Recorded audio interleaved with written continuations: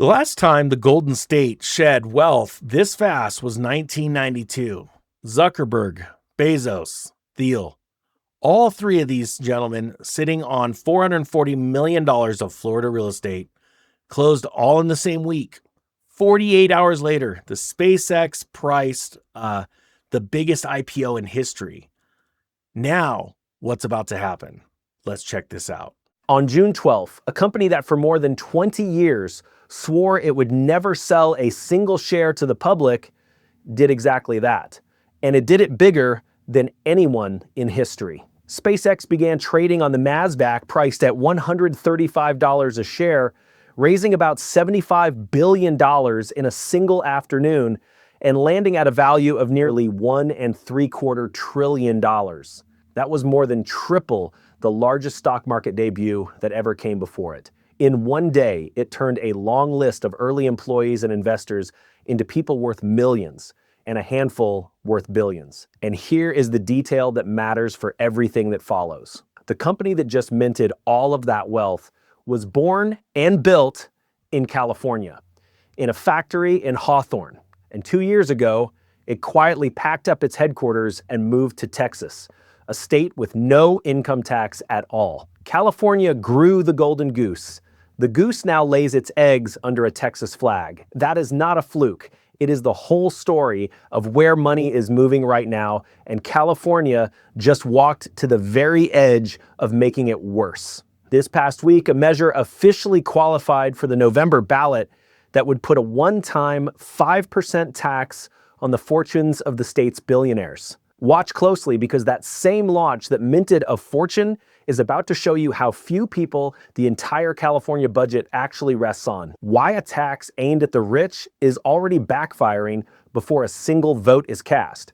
And who gets handed the bill when the people who pay it can simply drive away. This is general information, not financial or tax advice, and I am not your advisor. Start with how the money is stacked, because it is the thing almost nobody understands about the state. California leans on its richest residents harder than almost anywhere in the country. About half of all the personal income tax it collects comes from the top 1% of earners.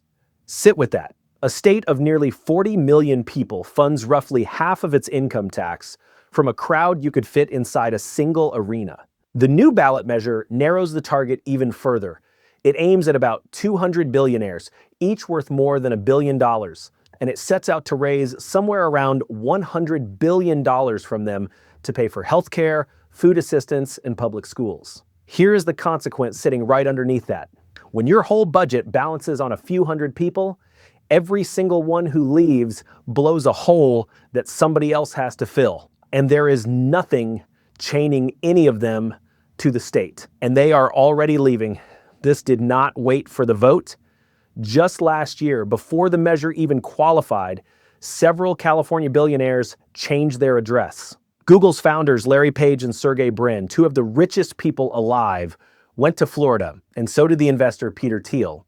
One went to Nevada, another to Texas, and the film director Steven Spielberg decided that even New York was a safer bet than staying put. Down in Florida, there is a tiny man-made island called Indian Creek, nicknamed the Billionaire Bunker, and it has quietly become a landing pad for exactly this kind of money. Here is what that does downstream. When the most tracked fortunes on Earth pack up and relocate in public, they are not just saving themselves a tax bill.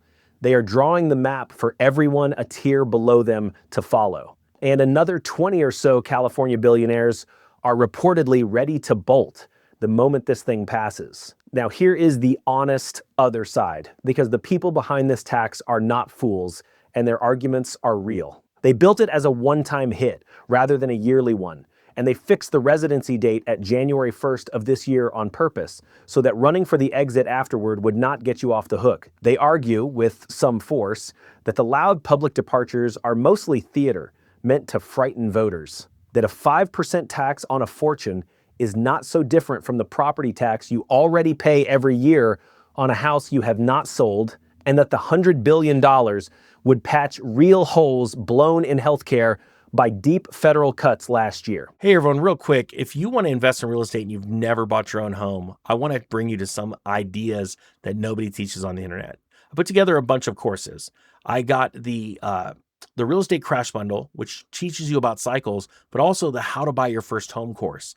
It's all bundled in one package for one low price that will save you thousands and thousands of dollars in missed opportunities, time, and for the most is not knowing what you don't know until you know it. If you want to check it out, links down below to all those courses for one crazy low price. Now let's get back to the video. The trouble is the law. Taxing people based on where they lived months before anyone actually voted is almost certain to be hauled through the courts for years. And even some of the tax's natural allies are quietly nervous it will not survive the challenge. It is worth noting that California's own Democratic governor opposes the measure, calling the idea really damaging to the state, while a group funded by some of those same billionaires has already poured tens of millions of dollars into killing it. So follow the money down to the person who cannot leave, because that is who this actually lands on. Picture a retired school teacher in Sacramento living on a fixed income, or the family that runs a hardware store in Fresno, or the nurse with 2 kids in the public school down the block. They cannot move a fortune to Miami because they do not have one. Their job is here, their family is here, their whole life is here. When they heard the state wanted to tax its billionaires to rescue healthcare and schools, it sounded like good news, like somebody else was finally going to pay. But if the funders walk out the door, the hole in the budget does not leave with them. The state is left with 2 options, and both of them land on the people who stayed. It cuts the very services the tax was sold to protect, or it raises taxes and fees on everybody else, the middle-class family, the small business, the retiree on a fixed check, while the fortune that was supposed to cover all of it is sitting on an island off the coast of Florida. That is the cruel twist buried in this. A tax sold as a shield for healthcare and schools can leave both of them more exposed than they were before it ever passed. And none of this is new. Back in 1990, a dozen wealthy countries had a tax on great wealth on their books. Today, only a handful still do. They did not abandon it out of sympathy for the rich. They abandoned it because wealth has legs. The money simply kept moving to wherever the tax was not, and chasing it cost more than it ever collected. Sweden taxed wealth for decades, watched the capital flee, and finally gave up in 2007. California is now running that very same experiment in real time, and the new wrinkle is speed. A stock market boom and a ticking deadline have turned what used to be a slow drift toward the Sun Belt into something a lot closer to a stampede. If you are trying to read where this is actually heading, and whether the booms in Florida, Texas, and Nevada are something to step into or stay well clear of, the Real Estate Crash Bundle walks through the entry window math, and on the side of buying into a market full of incoming money, How to Buy Your First Home covers how to read your local buyer pool. Both are linked below. Again, this is general information, not financial advice. Most of this is far above your pay grade and mine. So here is how a regular person reads it instead of getting buried under it. First, the cost of looking away.